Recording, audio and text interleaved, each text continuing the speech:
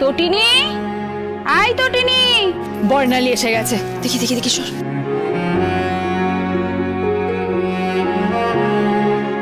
আয়। আরে রেডি? হ্যাঁ রেডি, চল। তারা, বাহ কি সুন্দর লাগছে। হ্যাঁ রে, তোর বর কই? এই তো।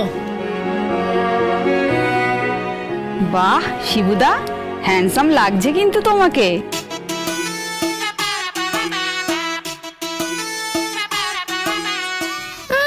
বোকা বোকা হাসছে দেখো। মহিলা দেখলেই গলে যায় একেবারে, সব দাঁত কটা বেরিয়ে গেছে।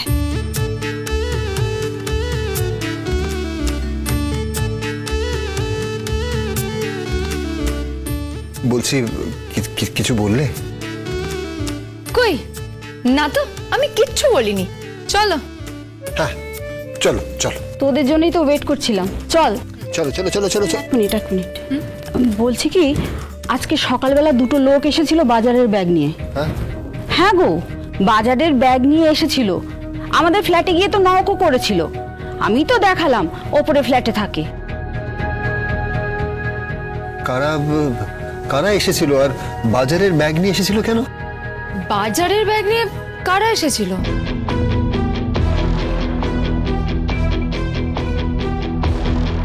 হ্যাঁ রে, তোদের ফ্ল্যাটই তো বললো শিবপ্রসাদ গাঙ্গুলি।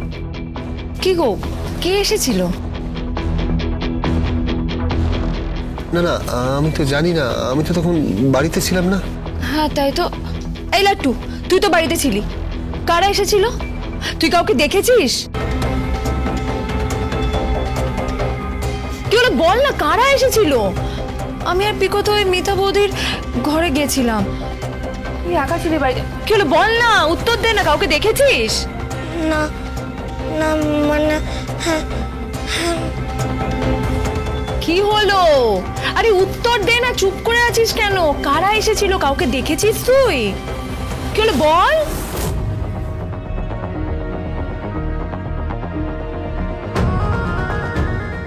না মানে দুটো লোক এসেছিল, তারপরে আমি বলি যে বাড়িতে কেউ নেই তো। হ্যাঁ মানে তারপরে তারা চলে যায়।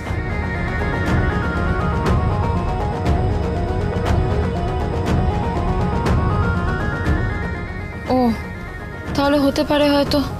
যাই হোক, চলো আমরা যাই। হ্যাঁ আজকে দেখবো শিবুদা তুমি কেমন খেতে পারো। এই না না, তা বলে বসে বসে তুমি 20 পিস রসগোল্লা খাবে না? চ্যালেঞ্জ করলে 100 বার খাবো। না একদম খাবে না। ওসব চ্যালেঞ্জে তুমি কিন্তু কোনো অংশ নেবে না। ওসব আগেকার দিনে বিয়েতে হতো, এখন এসব করতে হবে না। বসে বসে হাড়ি ভর্তি রসগোল্লা খাবে না, আর এই কারি মাংসও খাবে না, এই তোমাকে আমি বলে রাখলাম। আচ্ছা আচ্ছা, হবে হবে হবে, চল চল। হ্যাঁ চল চল, পিকো চলো চলো চলো চলো চলো। এই তাড়াতাড়ি এসো, তাড়াতাড়ি এসো।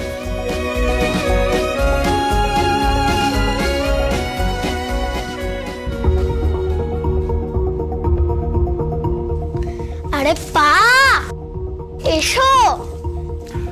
লাট্টু, সরি লাট্টু।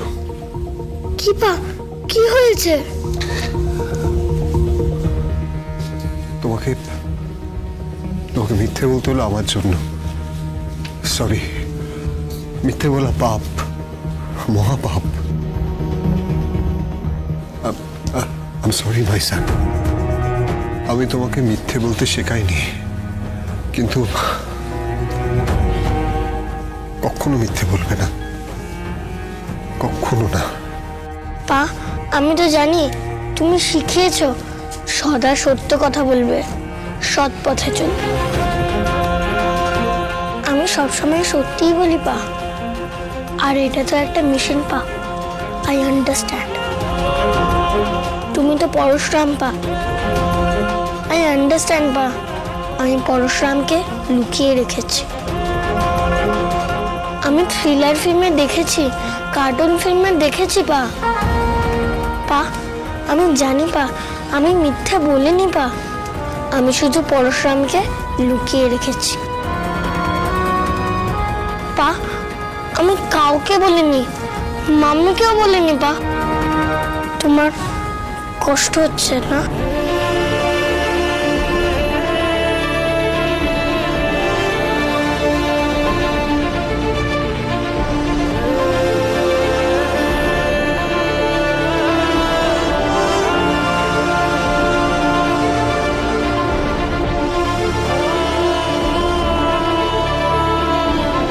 মা, আমার খুব কষ্ট হচ্ছে, সত্যি তোমাকে মিথ্যে বলতে বলে আমার খুব কষ্ট হচ্ছে।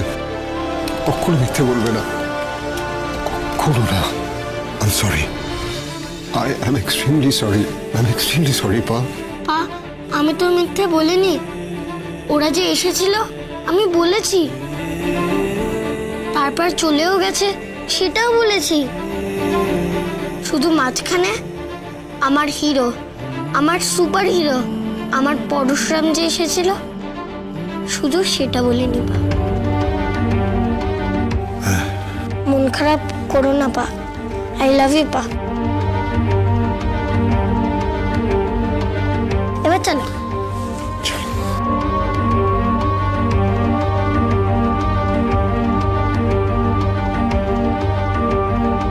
অনেক বোঝালাম, বুঝলো না। বুঝবে না আমি জানতাম, আমি জানি ও চায় না তুই সুখী হোস। ভীষণ জেলাস তোর ওপরেও, ভীষণ জেলাস। আসলে ও নিজের জীবনে তো কিছু পায়নি, তাই আর কি ওই 2 কামরার ফ্ল্যাটে কোনো মতে মাথা গুজে পড়ে আছে, কোনো মতে বেঁচে আছে। ওটাকে বেঁচে থাকা বলে না এসি, ওটাকে বেঁচে থাকা বলে না, ওটাকে কোনো মতে দুবেলা লড়াই করে টিকে থাকা বলে, ওটাকে বেঁচে থাকা বলে না। ওদের টাকার লোভ টোপ দেখালে হয় না। ছেলেটা তো সাধারণ কমিশন এজেন্ট, নিশ্চয়ই খুব অভাবেই থাকে। যদি টাকা পয়সার লোভ টোপ দেখিয়ে ওকে অন্তত পক্ষে একটু হাত করা যায়। না, শিবপ্রসাদ গাঙ্গুলি টাকায় বিক্রি হওয়ার মতো লোক নয়। আর কিছু না হোক, মধ্যবিত্তদের যে টিপিক্যাল অহংটা আছে সেটা থেকেই গেছে, সেই ভ্যালিউস নিয়েই বেঁচে আছে ওরা। জীবনে উন্নতি করার কোনো ইচ্ছে নেই, কীট পতঙ্গের মতো, পোকামাকড়ের মতো বেঁচে আছে। বাহ,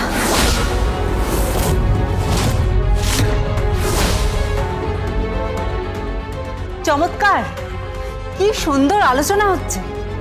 আমার মেয়ে জামাই নাকি পোকামাকড়ের মতো বেঁচে রয়েছে। তাছাড়া আর কি, এটাকে বেঁচে থাকা বলে নাকি? ফ্ল্যাটটা দেখেছো? কতটুকু ফ্ল্যাট দেখেছো? তবুও সেখানে সুখ আছে, ভালোবাসা আছে, শান্তি আছে।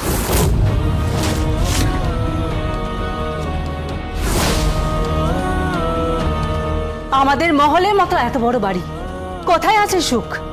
শান্তি আছে? ভালোবাসা আছে? শ্রদ্ধা আছে? কিচ্ছু নেই। টাকা দিয়ে গাড়ি কেনা যায়, বাড়ি কেনা যায়, কিন্তু সুখ, শান্তি, ভালোবাসা এসব কেনা যায় না। প্লিজ, তুমি তটিনিধির বরের মতো কথাবার্তা বলো না। তার যে এক একটা বড় বড় কথা, কি সব সংলাপ, কি ভাষণ, ভাষণ শুনলে গা পিত্তি চলে যায়।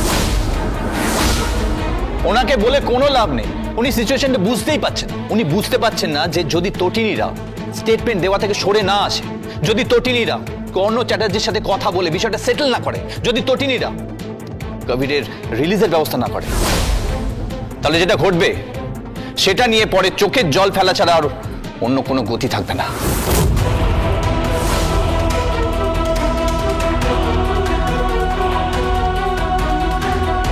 তুমি এই কথা বলছো? গেছিলে না তুমি ওই বাচ্চাটার কাছে, আই মিন লাট্টুর কাছে? মনে পড়ছে? গিয়ে জিজ্ঞাসা করেছিলে না তুমি যে পরশুরাম কে? এক মিনিট আপনি কি করে জানলেন? বাড়ির সবাই জানে, আমার না জানার কি আছে? গেছিলে তো? হ্যাঁ, ও গেছিল। এখন এমন একটা মুখ করে আছে যেন ভিজে বেড়াল কিছুই জানে না, তাই না? শাক দিয়ে মাছ ঢাকতে যেও না। আছি, ঠিক করে কথা বলো। আমি ওখানে গিয়েছিলাম সকলের মঙ্গলের জন্য, আমি ওখানে গিয়েছিলাম পরশুরাম লোকটা কে সেটা জানার জন্য। কর্ণ চ্যাটার্জি 2জন গুন্ডা পাঠিয়েছিল, তারা কেউ ফেরত আসেনি, তাদেরকে খুঁজে পাওয়া যায়নি। কি বলছো কি তুমি? তুমি কি বলছো? হ্যাঁ, খুঁজে পাওয়া যায়নি। কর্ণ চ্যাটার্জির সাথে আমার কথা হয়েছে, সত্যজিৎ মুখার্জি জানে, জিৎ মুখার্জি জানে, সবাই জানে।